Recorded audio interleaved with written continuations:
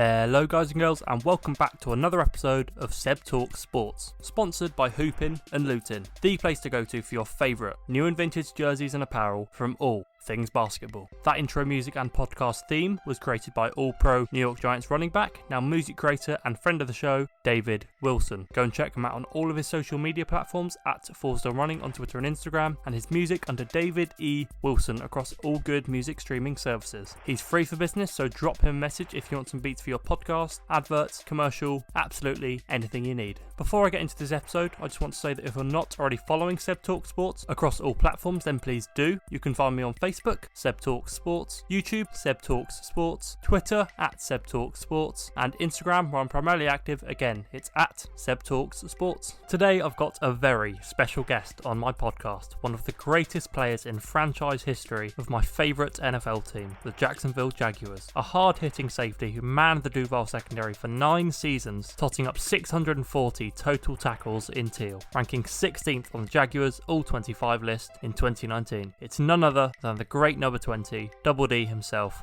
Donovin Darius. Enjoy.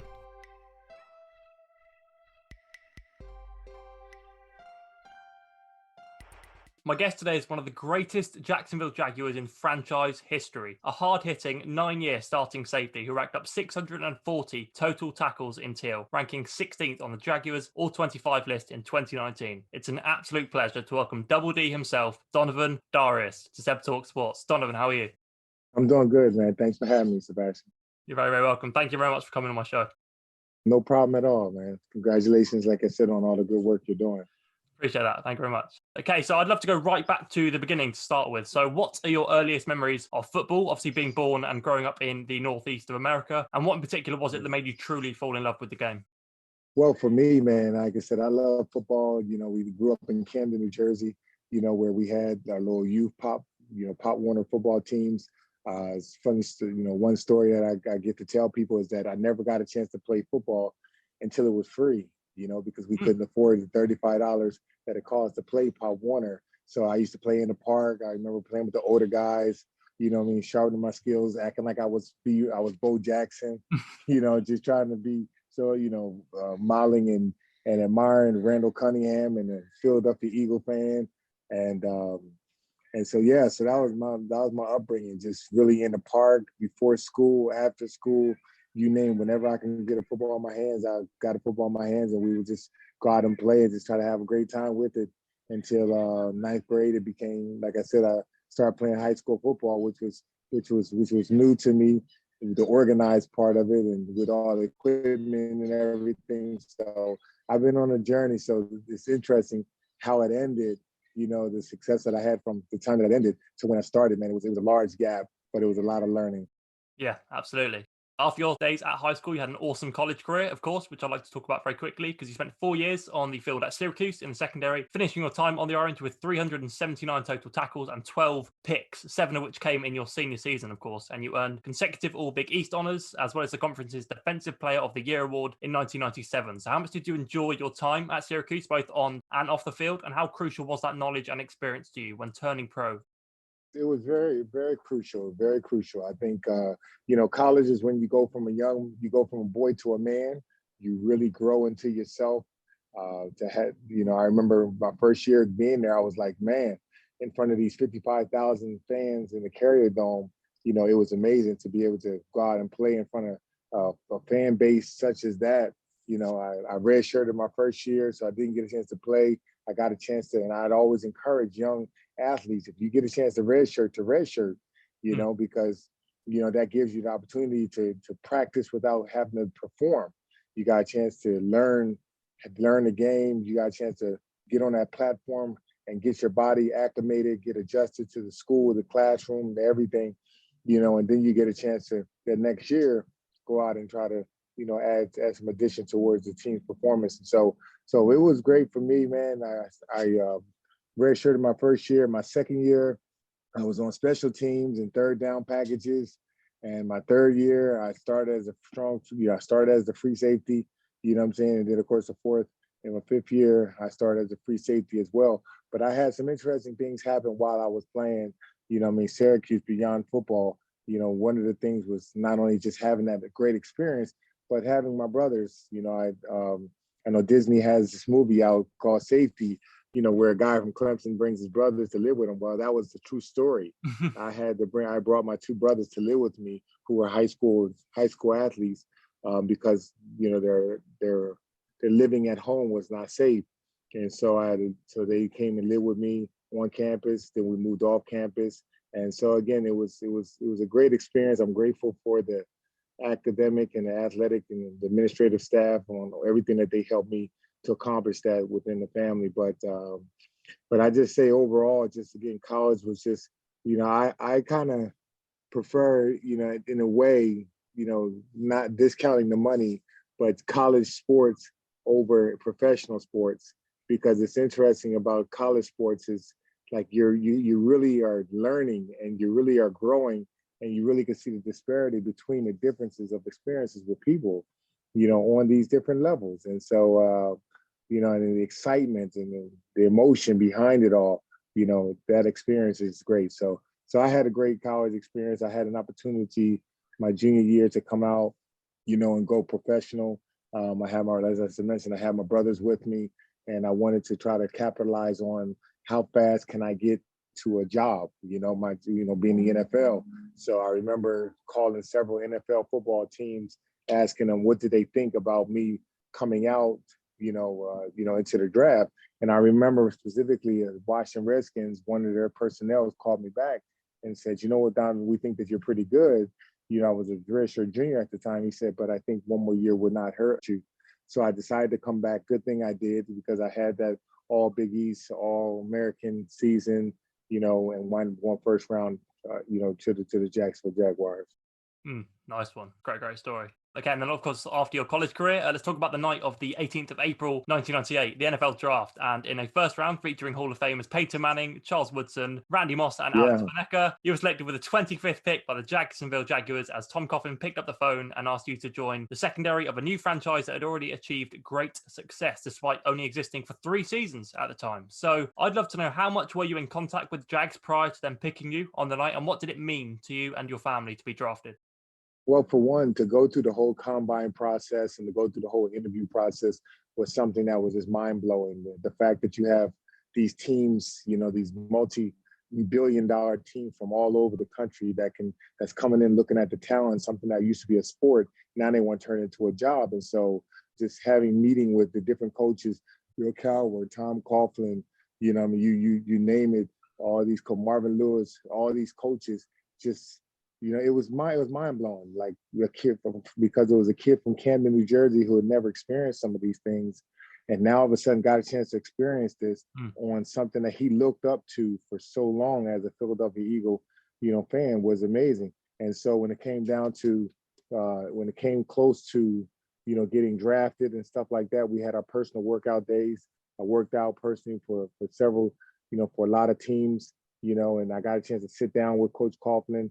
He had me on a drawing board. He was one of the only coaches that had me on a drawing board, asking me plays, asking me this, asking me that, because he was really serious about, they wanted somebody to come in that can play. I remember Dick Geron, who was the defense coordinator, when he drafted me, he said, Donovan will bring violence to our defense. And that was what I was known for, being a violent defensive player, but getting drafted, back in that time frame was amazing. Sitting at the house in New Jersey with my family, full of my family at the house, and just getting that phone call, just sitting outside and getting that phone call, running in the house, being on a phone call, and then Coach Coughlin saying, hey, we're about to pick you. And seeing Paul Tagliabue, the commissioner, walk across the stage and say, with the 25th pick of the 1998 draft, the Jaguars select Donovin Darius. I mean, that was amazing. I mean, you think about it, like, you're coming into my city, you're coming into my place, and you're seeing that, hey, Donovan has an opportunity to fulfill a purpose and to grow and to fulfill a dream. And so it was a dream. It was a dream come true, for me. And so I was totally grateful for the opportunity, but I knew that it didn't stop there. Just the opportunity didn't stop there. They were drafting me for a reason. And so, but more than anything, I was happy for the opportunity. Yeah, that's a great story. Okay, and then, of course, after making the all-rookie team in your debut season, both yourself individually and the Jags had a particularly special season in '99. You had 4 picks and 78 tackles as the team went 14-2, destroyed the Dolphins 62-7 in the divisional round, which, of course, then set you up for an AFC Championship showdown against the Titans, which you started in and had a great game. You battled out for the chance to represent the AFC in Super Bowl 34 during that game. So how special was that season in Jacksonville? What was the energy like in the locker room, and how did it feel to walk out onto the field at Alltel Stadium to compete for a spot in the Super Bowl? Oh man, it was amazing. How many kids, as they say, 1 out of a million high school players make it into the league, and so you make it actually to the league, you get a chance to play for the biggest championship in the world in terms of football, coming from your humble beginnings. That's why I say never despise small beginnings because they can lead to great outcomes. And so, no, that was great. And to play against guys like Dan Marino and let that be his last game, we got them 62-7, I remember, I had a friend of mine, Leon Searcy, big offensive tackle. Yeah. We had a bet. We said, all right, whoever wins, Miami versus Syracuse. So he was a teammate of mine with the Jaguars. And he said, whoever wins have to wear this shirt. And the shirt was all mocked up and all that stuff. But, just having little games like that, even at that level, was just amazing. I think, all the tackles, all the interceptions, all the things that I've accomplished, came kind of with it. But I was one of those guys that never got to the point where I felt like I made it. I never felt like I made it, so I can just calm down now. I can just cruise. I always felt like I had to earn the right to keep being on the field, had to earn the right to earn my spot, to be there, to study, to know my opponents, to basically go out there and put my best foot forward and be the best professional I could be. Nice stuff. And that actually ties quite nicely into my next question, which is, as well as your hard-hitting ability at strong safety, which you're very well known for, another reason you're loved by Jags fans everywhere is your impressive durability, because you only missed 9 games in your first 7 years in the secondary, but unfortunately then missed most of the 2005 and 6 seasons with an ACL tear and a broken leg. So I'd love to know, how much of a challenge did those 2 injuries pose to you, both mentally and physically, and what kept you motivated during your recovery process to want to get back out there on the field with your teammates? Sure. Well, of course, the goal is always to be out there and to play every game, to be healthy. You can anticipate injuries happening, but you never know when they may happen. All you can know is that you have to have the mindset to recover and have the team to recover, to come back. I remember, I tore my ACL in the second game of the season versus the Indianapolis Colts, and to miss that whole season, and to now, have to see the team, but then you can't play, you can't do anything about it. A lot of players there's a lot of doubts that go on in your mind when you have these almost career-ending injuries. So again, I want to thank the staff, the Jaguars training staff, the coaches and my family, friends, everybody that kept me encouraged, that kept me encouraged and let me know that, hey, Diamond, you can bounce back from this. And it was the same thing when I broke my leg in basically 2006, and had shoulder surgery at the same time. It was the encouragement of the staff, the encouragement of my family, my friends, and my mindset to say, okay, let me go through this process. We all have seasons in life, and that was my season to go through my injuries. And so after that, it was just a matter of just trying to do the best I can to get myself in the best position to come out and play. And that's what happened. So I was able to squeeze one more year after I broke my leg out there. But then it was time to transition from there. But injuries is part of the course. You're going to do it. You hopefully don't have any major injuries that really debilitate you from being able to play. But I was grateful for those 7 years where I only missed 9 games, and leading up into those other games where I had some of those major injuries.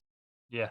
Okay, so you've had some great coaches throughout your career, of course. Paul Pasqualoni during your time at college, and then Tom Coughlin, Perry Farrell, Jack Del Rio, Alvin Reynolds, and then briefly in Miami, Cam Cameron and Brett Maxey. How much did those guys impact your game throughout your career, and which of those would you say was most responsible for developing you most? What's interesting is I believe that there's 2 types of coaches. There's transactional coaches and transformational coaches. Those transactional coaches are the ones that are focused just on the wins and the losses. They're just focused on how well can you do for them and how well can you make the program, esteemed because of your ability, to win and outperform. But then you have the transformational coaches those coaches, they're all about building relationship with you. They're all about joining the journey with you, throughout your career, whether it's college, high school, NFL, whatever it was. And I happen to have some good coaches. Of course, Coach Coughlin, coming in with him, if I just run down a list a little bit, Coach Coughlin, he had a lot of power. He was a head coach, the general manager, office coordinator. He had a lot of power and a lot of pressure to perform. So he had to make sure that the program was run his way. But Coach Pasqualoni, the coach I came from, kind of prepared me for that, that stern type of, this is the way we're going to do it, no excuses, this, that, and the other. And so, I got used to that, but Coach Coughlin, I respect him for what he did, in a short time, building that organization to the level that he built it from there. But you mentioned some of my position coaches, Perry Pugh, Alvin Reynolds, those ones that we spend day to day with, that becomes like father figures, big brothers to you, man. I'm grateful for them because they're the ones that spend the most time with you, and I couldn't have been successful without them. But one of the greatest coaches that I've had that you didn't mention, he was a coach who used to actually play in the NFL. His name was Charlie West. He was a coach who coached me in the defensive back coach. He coached me at Syracuse. He actually used to play for the 69 Vikings. And I remember on Sundays after the games was over, he used to just say, come on in, Donovan, let's just talk about life. And so sitting down, just talking about life, like how's life? How's your family? How's your mindset? How do you feel overall? I mean, those are the things that really stand out, those relationships that you build, with these coaches. And so I've been grateful to have some great coaches. I've been grateful to have some great friends. And to this day, I can still call any one of those coaches and they'll take my call, because we built a friendship up, such as that. That's really, really awesome. That's great to hear. Okay, so as a player who played in 119 games for Jacksonville across 9 years and had 640 total tackles, and you're recently named the 16th greatest player in franchise history, of course. I'm sure there are lots of Jags fans across the world, including myself, that would love to know, what do the Jacksonville Jaguars mean to you? The Jacksonville Jaguars means a lot because, again, it's a place where your dreams come true. I mean, you think about any kid that has a dream, and then it all of a sudden comes true. And so I owe so much to Jacksonville, and that's why I moved back to Jacksonville, and started, my sports programs and the community and engagement programs and things like that, because Jacksonville was, meant that much to me. And so I wanted a way to give back, to them. So Jacksonville means so much to me. I'm great. I was grateful to come to Jacksonville. People say, what's one of the greatest things about Jacksonville? I always say, because it was a small market, I say, hey, no income tax. so you can learn on the run. I mean, you get drafted by some of them New York and California teams, and you got that income tax.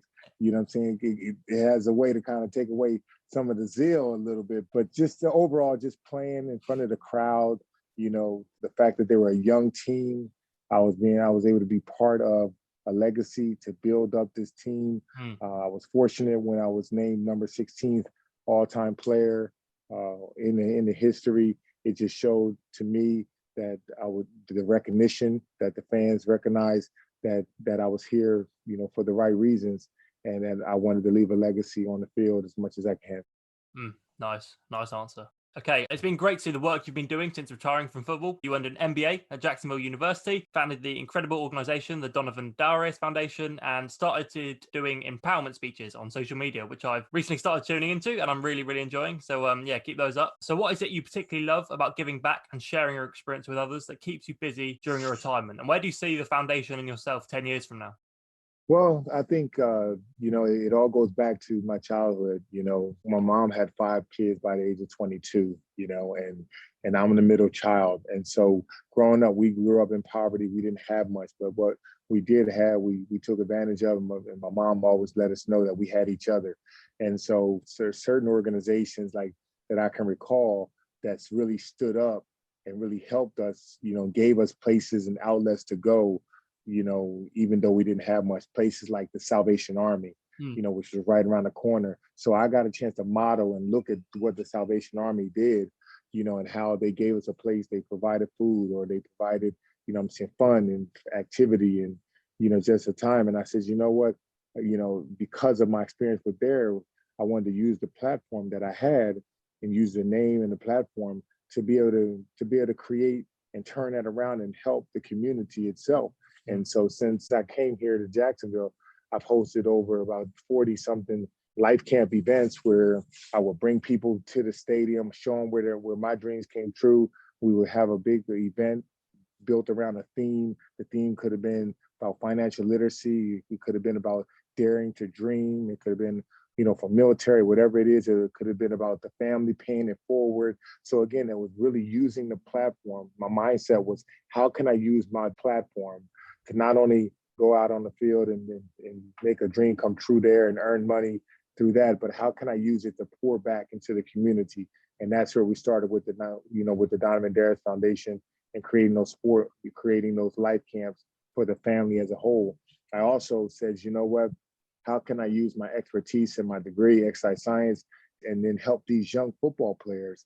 So I started the Donovin Darius Next Level Training organization, where we've hosted over 140 something sports camps, where we get a chance to teach the fundamentals, we get a chance to teach the kids the right way, get a chance to pour into them, get a chance to show them what it takes to make it to the next level. And that next level to them may not have been high school, may not have been college, it may not have been the NFL. It may have just been them learning, about character development, or them learning about, how to perform better, at the level that they're at technique wise. And so if I can sum it all up, it's really about utilizing your platform, for the better, to help the next man.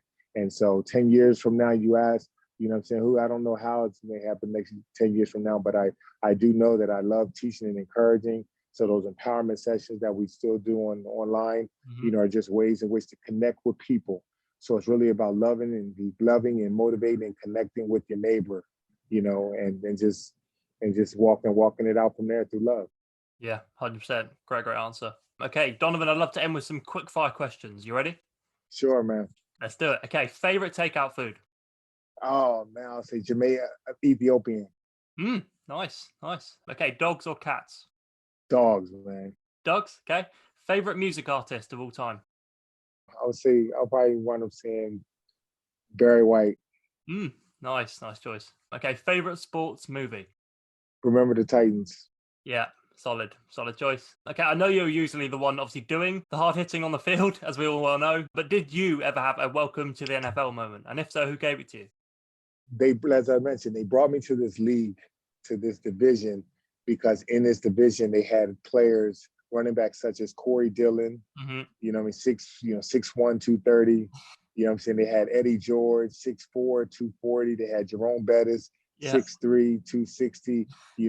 We had Fred Taylor ourselves. So they brought me here because they wanted a physical guy. I was 6'1", 215 to 220 pounds. So they wanted a physical guy. So I remember having multiple welcoming to the NFL moments, hitting these guys, whether it's helmet to helmet, hitting them in the mouth, hitting them right in the hole, colliding with them, getting a chance to do it again. And so I remember I got a chance to go to Jerome Bettis' Hall of Fame party when he got inducted several years ago. And I told him, man, I said, outside of congratulations, I said, man, I want to thank you.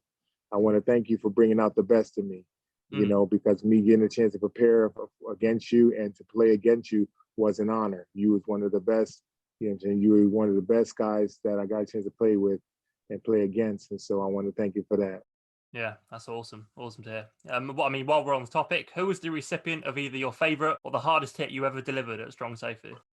Well, I would say Jerome Bettis too, man. I remember my rookie year, we had a moment up in Three River Stadium where it was a play where I said, you know what, man, I gotta set the tone. And they handed the ball off to him.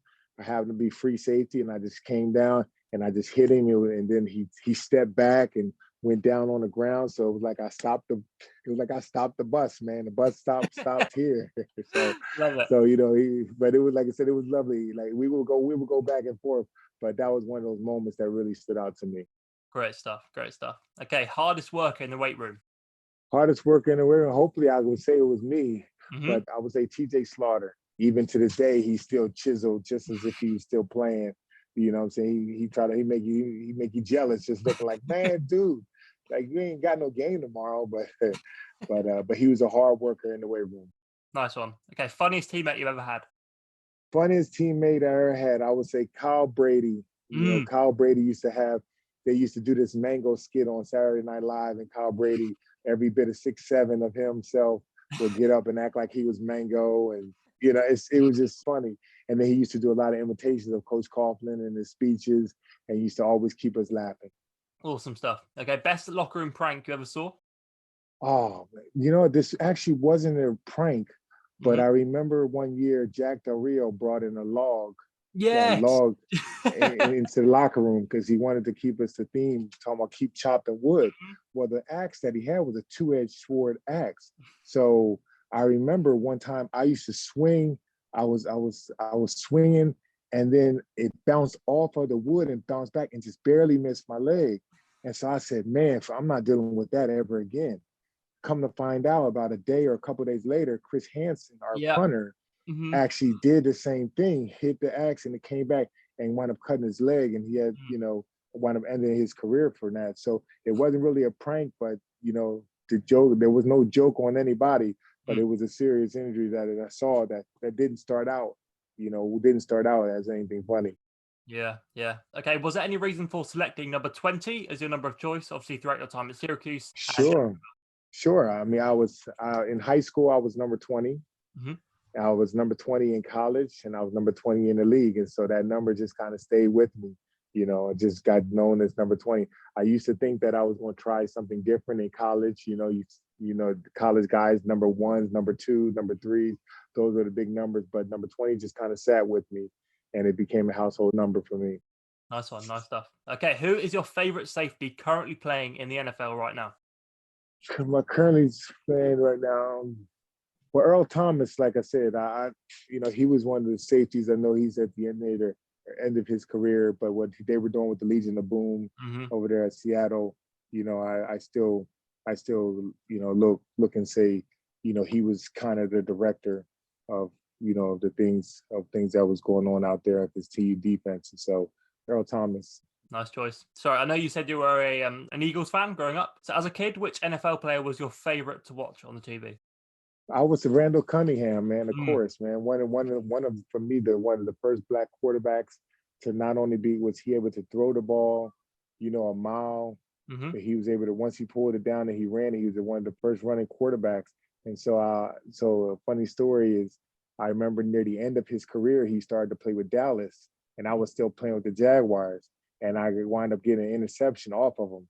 And I mean, you would have thought that I just won $1 million because I was like so happy because here was one of my kid idols that I used to look up to, and now I'm able to intercept the ball from him. So Randall Cunningham was one of my role models, you know, that I used to look up to growing up. That's awesome. That's awesome. Okay, what will the Jags record be for the 2021 NFL regular season? I want to be optimistic, man. I want to be optimistic, but they do have a young squad, and they do have a new coach. They have a new staff. They have new everything, you know. And so there's a lot of components that have to come together. Mm-hmm. So I would say about 4-12. Yeah. I think it's going to be a big building process. So got to be patient Yeah. and see it out. Okay, and finally, as a Jags legend, can you give me your best Duval? Duval. Brilliant. Donovan, thank you so much for your time today. As a huge Jags fan, it's been an absolute honor speaking to you and having you on my show. Where can people find you on social media and help support your foundation, your camps, anything else you're involved in?